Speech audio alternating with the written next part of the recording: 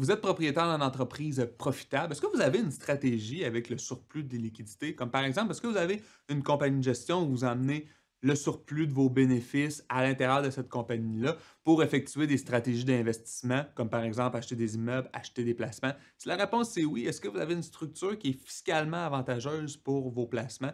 Il existe trois types de revenus au niveau des placements dans une compagnie. On a les revenus d'intérêt, les revenus provenant du gain en capital, donc la vente de mes actions ou de mes obligations. Et finalement, on a les revenus de dividendes qui peuvent provenir du Canada et qui peuvent provenir d'un pays étranger comme les États-Unis ou l'Europe, par exemple.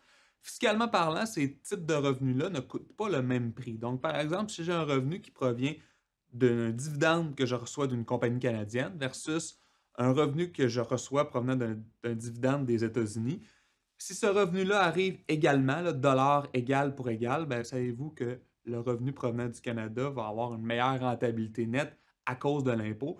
Donc, en arrière de tout ça, ben, il faut devenir intelligent avec la structure des investissements. Donc, il faut choisir des fonds de placement où le coût fiscal va être le plus faible possible, mais tout en respectant votre profil d'investisseur et en, en ne manquant pas des opportunités d'investissement. Si vous avez 55 ans et moins, être propriétaire d'entreprise, être travailleur autonome, vous avez une organisation qui est profitable, on veut vous rencontrer. Vous pouvez remplir le formulaire ici. Moi ou un membre de mon équipe va se faire plaisir de vous rencontrer pour mettre en place votre plan optimisé.